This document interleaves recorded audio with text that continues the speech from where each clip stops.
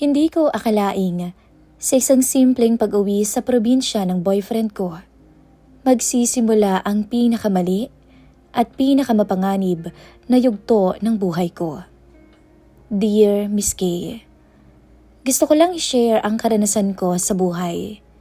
Isang pagkakamali na nagawa ko at hanggang ngayon ay hindi ko pa rin nakakalimutan. Pagkakamaling alam kong dadalhin ko habang buhay. Ako po si Ferlyn, 24 anyos pa lamang. Isang magandang babae. Maputi, madalas naka-makeup, maraming kolorete sa katawan, at madalas nakasuot ng maiksi. Doon pa lang, alam niyo na siguro ang trabaho ko. 2 taon na kaming magkasintahan ni Brian. 2 taon na puno ng sakripisyo, pagtiyatiyaga at pangarap. Pareho kaming nagtatrabaho sa Maynila. Siya ay isang construction worker malapit sa pinagtatrabahuhan ko, habang ako, gabi-gabi ang duty. At doon kami nagkakilala. Parehong pagod sa mahabang oras. Hanggang sa ang isa't isa ang nakapitan namin. Tinanggap niya ako sa kung ano ako, sa kung ano ang trabaho ko. Si Brian, isang mabait na lalaki. Tahimik lamang siya, matangkad, payat, masipag, at tila walang kapaguranto sa buhay. Napaka-positive nitong tao. Hindi man siya yung tipo ng lalaking aagaw sa atensyon ng maraming babae, pero siya yung tipo ng lalaking maaasahan mo at alam mong hindi ka sasaktan. At doon ko siya minahala, Miss Kay. Ferlyn, sabi niya isang gabi habang magkatabi kaming nakaupo sa karinderya. Gusto sana kitang iuwi sa amin eh. Doon na muna tayo. Magsama tayo doon. Anya. Napatingin ako sa kanya. Sa inyo? Sa probinsya nyo? Tumango siya. Medyo kinakabahan. Oo. Gusto kitang makasama na at gusto rin kitang ipakilala sa tatay ko. Hindi ko alam kung bakit biglang bumilis ang tibok ng puso ko noon. Ito ang unang beses na may lalaking nag-alok sa akin ng ganoon, Miss Kay. Ang ipakilala sa pamilya. Nakaramdam ako ng kaba dahil ramdam kong seryoso siya. Payag ka ba? Wika pa niya. Sige. Walang problema. Wika ako na pilit pinapakalma ang sarili. Gusto ko ring makilala ang tatay mo. Gumiti siya. Isang simpleng ngiti pero punong-puno ng saya. At doon, akala ko iyon na ang simula ng mas maayos naming bukas. Pero hindi ko alam na yun din pala o doon din pala magsisimula ang lahat. Mahaba ang biyahe papunta sa probinsya nila. Mula sa ingay ng Maynila, unti-unting napalitan ng katahimikan. Mga bukirin, mga punong kahoy at hangin na mas sariwa kaysa sa nakasanayan ko. Habang nakasandal ako sa balikat ni Brian sa loob ng bus, pakiramdam ko ay parang may bagong kabanata na bubukas sa buhay ko. Simple lang ang buhay namin doon. Sabi niya habang hawak ang kamay ko. Hindi yun tulad dito sa Maynila. Okay lang. Sagot ko. Mas gusto ko nga yun eh. At totoo naman, pagod na ako sa ingay ng syudad. Pagod na ako sa paulit-ulit na rutina. At pagod na ako sa dami ng lalaking nakakasalamuha ko gabi-gabi. Pagkarating namin, nakita ko ang bahay nila. Maliit lamang yun pero maayos. May bakod na kahoy, may mga halaman sa harap, at may lumang upuan sa may beranda na para bang ibang mundo na. Nandito na tayo, sabi ni Brian habang bumababa kami ng tricycle. Huminga ako ng malalim. Tay! Sigaw ni Brian habang papasok kami sa bakuran nila. At dun ko siya unang nakita. Si Tito Gary, ang kanyang ama. Nakatayo to sa may gilid ng bahay at may hawak pang itak. Tila katatapos lang na magsibak ng kahoy. Nakasando lamang siya noon at baong na pantalon na kupas. Pawis ang noo at bakat na bakat ang katawan niya. Matipuno to, malakas, malayo sa itsura ni Brian na payat. Napahinto ako noon, hindi dahil sa takot, kundi dahil sa kakaibang pakiramdam na hindi ko agad maipaliwanag. "Brian," sabi niya na mababa ang boses, sabay lapit sa amin. Nagmano naman si Brian. "Tay, si Ferlyn po. Nobya ko." Napatingin siya sa akin. At sa isang iglap, parang may dumaan na kakaiba sa buong katawan ko. Hindi ko alam kung bakit. Hindi ko naman dapat maramdaman yun. "Magandang hapon po." Sabi ko na pilit inaayos ang sarili. Hindi siya agad nagsalita. Ilang segundo rin siyang nakatingin sa akin. Parang sinusukat ako, pinag-aaralan. Pagkatapos, bahagya siyang tumango. "Pasok kayo," sabi niya. Simple lang at walang emosyon. Pero bakit parang ang bigat ng mga titig niya? Sa loob ng bahay, mas lalo kong napansin ang kaibahan nila ni Brian. Si Brian ay mahinhin, kumilos. Si Tito Gary, iba. Maginoo na parang may pagkabastos. Habang nag-aayos ako sa kwarto, hindi ko mapigilang maalala ang unang tingin niya. Bakit ganun? Bakit parang may kakaiba? "Okay ka lang ba?" Tanong ni Brian, biglang pumasok. Ngumiti naman ako. "Oo naman." Lumapit siya at niyakap ako mula sa likod. "Salamat sa pagsama." Hinawakan ko ang kamay niya. Siyempre, gusto rin naman kitang makasama. At totoo naman yon, Miss Kay. Pero kahit yakap niya ako, hindi ko maalis sa isip ko ang presensya ng tatay niya. Kinagabihan, sabay-sabay kaming kumain. Tahimik lang si Tito Gary. Paminsan-minsan lang kong magsalita. Si Brian ang madaldal. Kinukwento ang buhay namin sa Maynila. Pagkatapos kumain, nagpresenta akong maghuhugas ng pinggan. "Hayaan mo na yan," sabi ni Brian. "Ano ka ba, okay lang. Gusto ko ring tumulong." Sagot ko. Pero sa totoo lang, gusto ko lang din mapag-isa. Habang naghuhugas ako sa lababo noon sa likod ng bahay, tahimik na ang paligid. Rinig ko na lamang ang mahuni ng mga kulisap doon. Hanggang sa may naramdaman akong presensya sa likod ko. "Hindi ka sanay sa ganito, no?"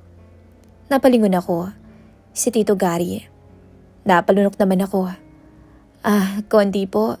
Naninibago lang." Lumapit siya at tumabi sa akin.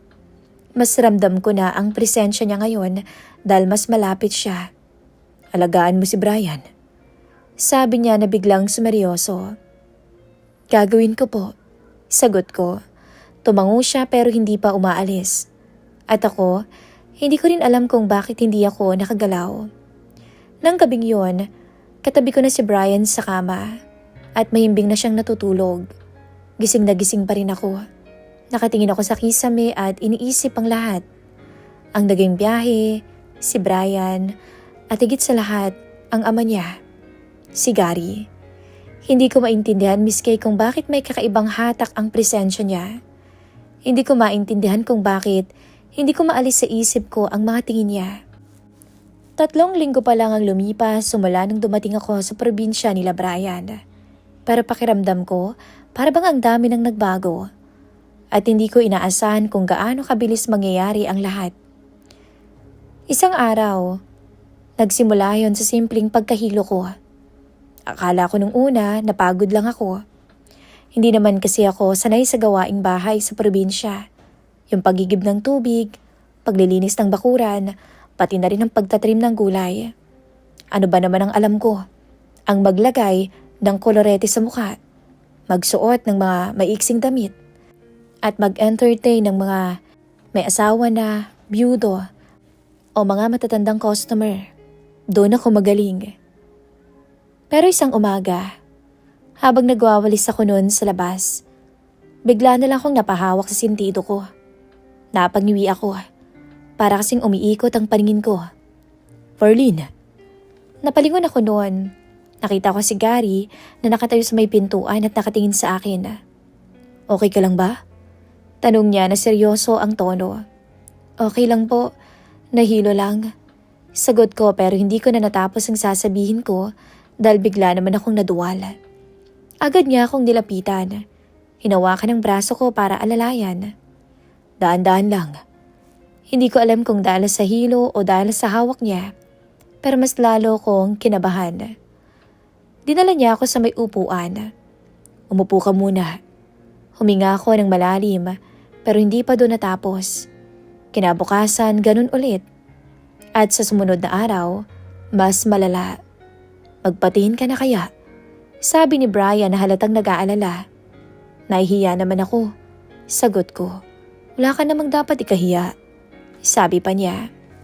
At doon ko lalong naramdaman kung gaano niya ako kamahal. Kaya pumayag ako. Dinala niya ako noon sa health center sa bayan nila. Tahimik ako habang naghihintay. Hindi ko alam kung bakit may kaba sa dibdib ko na hindi ko maipaliwanag. Hanggang sa lumabas nga ang resulta. Ang sabi ng nurse, "Congratulations, buntis ka." Nakangiti ito. Parang tumigil pa ang mundo ko noon. Ano ho? Nagdadalang tao ka. Napahawak ako sa tiyan ko noon. Hindi ko alam kung matutuwa ba ako o matatakot. Verlene, hinawakan ni Brian ang kamay ko na nanginginig. Magiging magulang na tayo. Pagtingin ko sa kanya, nakita ko ang saya sa mga mata niya. At doon na rin ako napangiti. Oo. Mahina ako pang sabi. Magiging magulang na tayo. Pag-uwi namin, agad naming sinabi kay Tito Gary. Tay, magiging lolo ka na. Sabi ni Brian na halatang excited. Napatingin si Gary sa akin. Mas matagal kaysa dati. Mas malalim. Ganun ba? Hindi siya ngumiti, pero may kakaibang dingding sa mga mata niya na hindi ko mabasa. Kung ganun, mag-iingat ka palagi. Dagdag niya ng direkta sa akin. Tumango naman ako. Opo. Pero habang nagtatagpo ang mga mata namin, may kung anong dumaan na hindi ko maipaliwanag. Ilang araw pa ang lumipas. Dahil sa pagbubuntis ko, napagdesisyon na ni Brian na magtrabaho muna sa bayan nila. Para may panggastos naman tayo. Nakakahiya naman kay tatay. Hindi naman pwedeng nakaasa lang tayo sa kanya. Sabi niya. Tama ka. Sabi ko pero ramdam ko ang lungkot. Nasasanay na kasi akong kasama siya palagi. Ngumiti siya at hinawakan ng mukha ko. Araw-araw naman akong uuwi, hindi kita pababayaan. Tumango ako, pero hindi ko alam na sa pagkawala niya tuwing umaga, may ibang bagay na unti-unting pumapalit. Madalas na kaming magkakasama ni Gary. Sa bahay, sa bakuran, sa mga simpleng gawain. Sa umpisa, Miss Kay, wala namang problema. Pero habang tumatagal, napapansin ko ang mga tingin niya. Mas tumatagal at mas lumalalim. At hindi ko alam kung bakit pero hindi naman ako naiilag. Sa halip, parang may kakaibang init na kumakalat sa buong katawan ko.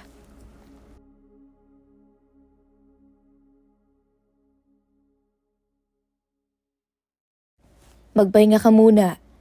Sabi niya isang hapon habang naglalaba ko. Okay lang po.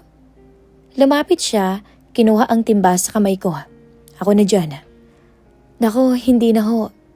Ako na dito, wag ka nang makulit. Baka mamaya mapano ka pa. Napahinto ako noon. Hindi dahil sa utos niya, kundi dahil sa paraan ng pagkakasabi niya.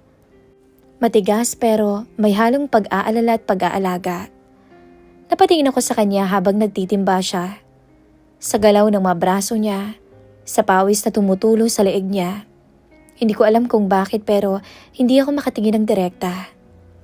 Anong iniisip mo? Anya. Nagulat pa ako noon. Nakatingin siya sa akin. Wala po. Hindi naman siya naniwala. Alam ko sa mga mata niya, pero hindi lang siya nagsasalita. Ngumiti siya ng bahagya. Isang ngiting hindi ko pa nakikita noon sa kanya. At doon, parang may kung anong kumislot sa loob ko. Kinagabihan, gabi na nang makauwi si Brian. Pagod at halatang drain. Kumusta ka? Tanong niya habang yumayakap sa akin. Okay lang, sagot ko. Hindi ka ba napagod? Hindi masyado. Hindi ko sinabi sa kanya kung gaano ako napagod. Hindi lang sa trabaho, kundi sa kakaibang damdaming unti-unting nabubuo. Isang gabi, nagising ako para uminom ng tubig. Naglalakad ako papunta sa kusina nila nang bigla kong napansin may ilaw sa labas. Lumabas ako at doon ko siya nakita. Si Tito Gary, nakatayo sa ilalim ng puno, nakatingin sa kalangitan. "Oh, hindi ka pa natutulog?" Tanong niya. Napalingon naman ako. "Hindi pa po." Lumapit ako. "Bakit?" Naninibago pa rin po siguro. Tumabi ako sa kanya noon. Saglit muna kaming natahimik hanggang sa bigla niyang sinabi, "Masaya ka ba sa anak ko?" "Oo naman. Mahal ko po si Brian at masaya ako sa kanya." Sabi ko, pero bakit parang may kulang? Bakit parang may hinahanap ako na hindi ko maipaliwanag? Kahit ako, parang may pag-aalinlangan sa boses ko. Habang magkatabi kaming nakatayo sa ilalim ng madilim na kalangitan, bigla kong napansin kung gaano kami kalapit. Isang hakbang lang, isang galaw lang, at para bang may puwersang umihila sa akin papunta sa kanya. Alam kong hindi tama tong nararamdaman ko, pero bakit parang gusto kong subukan kung hanggang saan. "Sige na, pumasok ka na," sabi niya na biglang umatras. Parang naputol tuloy ang kung anong meron sa pagitan namin. Sige ho," sagot ko. Pero bago ako tuluyang pumasok, napalingon ako sa kanya. At nakita kong nakatingin din siya sa akin. Sa pagkakataong yon, hindi ako umiwas. Pagbalik ko sa kwarto, mahimbing ang pagkakatulog ni Brian. Humiga ako sa tabi niya. Hinawakan ko ang tiyan ko. Ang batang dinadala ko. Ang pamilyang binubuo namin. Pero sa kabila ng lahat ng iyon, hindi ko maitanggi sa sarili ko na may ibang emosyon na unti-unting sumisiksik sa puso ko. Isang emosyon na hindi dapat. Isang emosyon na alam kong baka sumira sa lahat. At ang pinakamasakit, hindi ko yon pinipigilan. Dahil sa bawat tingin ni Gary at sa bawat paglapit niya, sa bawat sandaling nagkakasama kami, lalo akong nabubuhayan. At doon ko unang inamin sa sarili ko na dapat ko siyang iwasan. Mabilis lumipas ang mga araw. Hindi ko na malaya na 1 linggo na pala ang nakalipas mula nung huli kong makita si Brian. "Hindi muna ako makakauwi," sabi niya kasi sa tawag noon. "May tinatapos kaming project eh. Sayang din kasi yung pamasahe. E di pambibili ko na lang ng gamit mo at ng baby." Ngumiti ako noon kahit hindi ko siya nakikita. "Oh sige, basta mag-iingat ka ha," sagot ko. Pero nang maputol ang tawag, doon ko naramdaman ang bigat. Napakatahimik ng bahay. At sa katahimikang yun, unti-unting may nagbabago sa loob ko. Sa mga sumunod na araw, mas naging aware ako sa paligid ko. Sa bawat galaw, sa bawat tingin. At higit sa lahat kay Tito Gary. Hindi ko alam kung epekto ba ng pagbubuntis, pero mas sensitibo ako ngayon. Mas madali akong kabahan at mas madali rin akong makaramdam ng kakaibang init, lalo na sa tuwing malapit siya. "Magpahinga ka na muna," sabi niya isang hapon habang naglalakad ako sa bakuran. "Opo," sagot ko pero hindi ako agad kumilos. Lumapit siya at hinawakan ang braso ko. Simple lang yun. Pero para bang may kuryenteng dumaan sa dibdib ko, sa katawan ko. Bigla akong napatingin sa kanya. At sa mga sandaling yun, hindi ko maipaliwanag ang nararamdaman ko. Simula noon, pilit akong umiiwas. Pero kabaligtaran ang nangyari. Mas lalo ko siyang napapansin. Mas lalo ko siyang hinahanap. Hanggang isang gabi, doon nagsimula ang lahat. Katatapos ko lang maligo. Nakapulupot pa ang tuwalya sa ulo ko at tanging sando lang ang suot ko. Kita na rin ang maliit na umbok ng tiyan ko. Tahimik lang ang bahay. Akala ko ako lang ang mag-isa. Pero narinig ko ang pagbukas ng pinto. Pagtingin ko, pumasok si Gary. "Ginabi na po kayo ha. Bati ko dito." Napatingin naman siya sa akin. "Oh, ikaw, hindi ka pa nagpapahinga?" Tanong niya. "Hindi pa ho. Hinintay ko na rin kayo." Sagot ko. Hindi ko alam kung bakit ko sinabi yon, pero nakita ko ang pagbabago sa mga mata niya. Mas tumatagal ang tingin niya at mas naging mabigat. Napalunok ako noon. Pakiramdam ko natutuyo ang lalamunan ko. Kumain ka na ba? Hindi pa ho. O siya, sige, sabay na tayo. Kumain na tayo. Sabi niya at tumango ako. Habang kumakain kami noon, napapansin ko paminsan-minsan sumusulyap siya sa akin. At ako rin. Hindi ko maipaliwanag kung bakit, pero sinasadya kong tumagal ang tingin ko sa kanya. Masarap po ba? Tanong ko. Oo naman, ikaw ang nagluto eh. Sagot niya. Magaling ka pala. Napangiti ako. Simple lang naman ang usapan pero ramdam ko ang kakaibang init sa pagitan namin. Pagkatapos kumain, napaupo kami sa may sala. Mag-aalas 8 na rin noon. Malamig ang hangin pero hindi ko maramdaman kasi mas nangingibabaw ang init sa loob ko. Matagal na po kayong byudo? Tanong ko. Napatingin siya sa akin. Oo, bata pa si Brian nang mawala ang nanay niya. Hindi na ho kayo nagkaroon ng iba? Saglit siyang natahimik. Meron pero hindi nagtatagal. Palagi rin naghihiwalay. Sagot niya. Hanggang sa nagsawa na rin ako. Tumango naman ako pero hindi ko inaalis ang tingin ko sa kanya. Hindi ko alam kung saan ko kukuha o saan ako nakakuha ng lakas ng loob na magtanong ulit sa kanya. Hindi po ba kayo naghahanap ng makakasama? Napakunot ang noo niya. Matanda na ako para dyan, Ferline. Talaga ho? Bahagya akong gumiti. Hindi siya agad sumagot, kundi tumingin lang sa akin na para bang may gusto siyang basahin sa mga mata ko. Dati, marami akong customer na kaedad nyo, kaya hindi ho ako naniniwala na hindi kayo naghahanap. Sabi ko. Napakunot ang noo niya. Anong ibig mong sabihin? Anong customer? Huminga ako ng malalim. Hindi ko alam kung tama pa ba to pero tinuloy ko. Sa bar po ako nagtatrabaho dati. At doon din kami nagkakilala ni Brian. Sabi ko ng diretso. Nanlaki ang mga mata niya. Ganun ba? Wala naman siyang nababanggit. Tumango ako. Siguro kasi ayaw niya lang masira ang image ko sa inyo. Natatawa kong sabi. Masyado kasing mabait yang si Brian eh. Ani ko. At siguro, baka sa inyo nagmana. Sa unang pagkakataon noon, wala na akong tinago. Gusto ko kasing maging totoo. May gusto sana akong bilhin para kay Brian. Sabi ko ng mahina. Birthday niya na sa susunod na buwan, hindi ba? Tumango siya. Oo, sige at ako nang bahala doon. Umiling ako. Hindi ho. May gusto sana akong bilhin para sa kanya. Napatingin siya noon sa akin. Baka may pera kayo.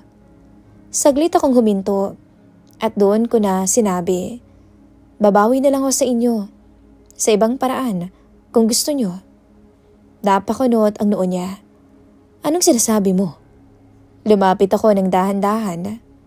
Hindi ko alam kung saan ba ako humuhugot ng tapang o kung bakit hindi ko pinipigilan ng sarili ko. Ang alam ko lang sa mga sandaling yun, bukod sa kailangan ko ng pera, ay gusto ko ring maibsan ang hinahanap ng katawan ko. Alam niyo naman po kung anong ibig kong sabihin, hindi ba? Bulong ko. Natahimik siya.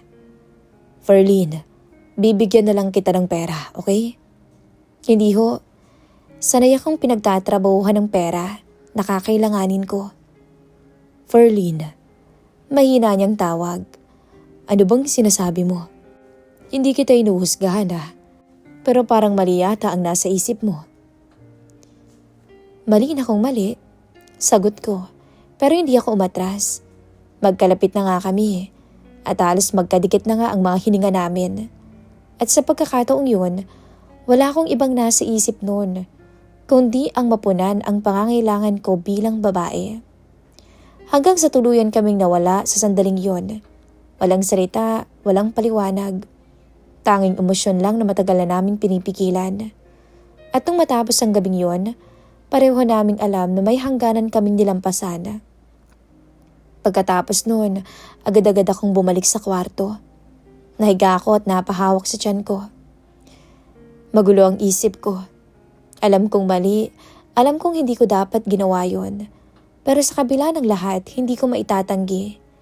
Napuna ni Tito Gary ang pangangailangan ko bilang babae. Napuna nito ang init na nararamdaman ko.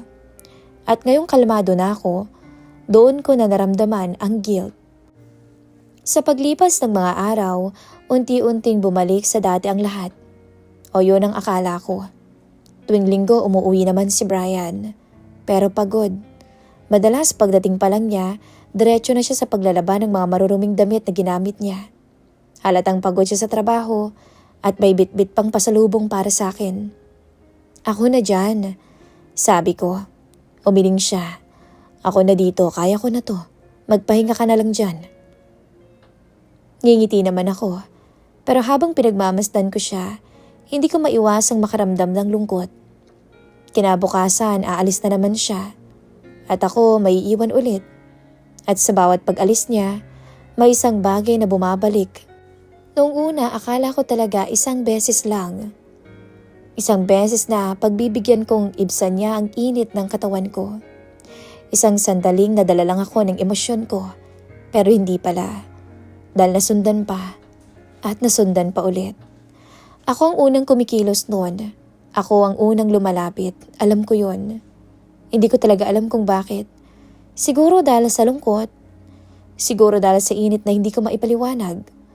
O siguro dahil nasanay na akong may lalaki sa buhay ko. Ferlyn, minsan niyang tawag sa akin. Mukhang hindi na yata tama to. Alam ko ho. Alam na alam ko yon. Pero sa tuwing magkakalapit naman kami, parang nawawala naman ang lahat ng dahilan ko para tumigil. Hanggang sa isang gabi, Miss Kay, doon ko naisip na tapusin na. Malapit ang birthday ni Brian. Gusto ko namang gumawa ng tama kahit sa isang pagkakataon lang. Magkatabi kami ni Gary sa higaan noon. Pareho naming alam kung ano ang nangyayari at kung anong dapat nang itigil. Yung pera na hinihingi ko, sabi ko dito, pilit ginagawang magaan ang tono. Nakailang gabi ka rin ah. Malaki-laki na rin ang utang nyo. Biro ko pa. Bahagya siyang napangiti. O siya, sige bukas. Sahod ko na. Ibibigay ko sa'yo lahat. Sagot niya. Lumipas ang ilang segundo bago siya muling nagsalita. Lumalaki na ang tiyan mo. Napahawak naman ako sa tiyan ko. Hindi ka pa ba nahihirapan? Hindi ako sumagot kaagad. Gusto mo pa bang ipagpatuloy ito? Dagdag niya. Ramdam ko ang bigat ng tanong niya. Huminga naman ako ng malalim. Kung ayaw mo na, di last na to. Huli na, sabi ko. Napatingin siya sa akin. At salamat sa tulong mo, dagdag ko pa. Bibili lang ako ng surprise ko para kay Brian. Hindi siya nagsalita sa sinabi ko, pero halata sa mga mata niya na naguguluhan siya sa mga nangyayari. Kinabukasan, binigay niya nga ang pera. Buong buo. Walang tanong. At ako, excited naman akong lumabas. Matagal na rin simula nung huli akong bumili ng regalo at ng gamit para kay Brian. Lagi na lang kasi siyang bumibili ng para sa akin at para sa baby. Pero siya, wala siyang binibili para sa sarili niya. Kaya heto ako, bumili ako ng ilang pares ng damit. Simple lang pero alam kong magugustuhan niya. At isang sling bag na magagamit niya para sa trabaho niya. Habang hawak ko ang mga yon, napangiti ako. Sa wakas may nagawa rin akong tama kay Brian. Dumating ang birthday niya. Maaga pa lang nagluluto na ako. Kahit nahihirapan na ako dahil sa laki ng tiyan ko. Pagod pero masaya. Pagdating ni Brian, halos hindi talaga siya makapaniwala. Para sa akin to? Tanong niya hawak ang mga binili ko. Tumango naman ako. At ngumiti siya. Yung totoong ngiti. Yung matagal ko nang gustong makita ulit. Salamat, Ferlyn. Sabi niya at yumakap siya sa akin ng mahigpit. At sa yakap na yon, parang gusto kong kalimutan ang lahat ng nagawa ko. Lahat ng nangyari. Lahat ng mali. Simula noon, Miss Kay, hindi naman na naulit ang nangyari sa amin ni Tito Gary. Nanatili na lang yon na isang lihim. Isang bahagi ng buhay ko na hindi ko na babalikan. Pero kahit natapos na, Hindi ibig sabihin noon na nawala na ang nararamdaman ko. Dahil sa bawat gabing wala si Brian, sa bawat linggong mag-isa ako, bumabalik yung pakiramdam, yung init at pananabik, yung bahagi ng sarili ko na matagal ko nang kilala. Siguro dahil sa uri ng trabaho ko noon, siguro dahil nasanay ako, na ibibigay ko ang sarili ko kapalit ng pera. At kahit mahal ko si Brian, kahit ginagawa niya ang lahat para sa amin, hindi ko maiwasang tanungin minsan ang sarili ko. Kaya ko ba talagang magbago? Kaya ko bang pigilan ang sarili ko kung dumating ulit ang mga pagkakataong kailangan ko ng pera o magipit ako?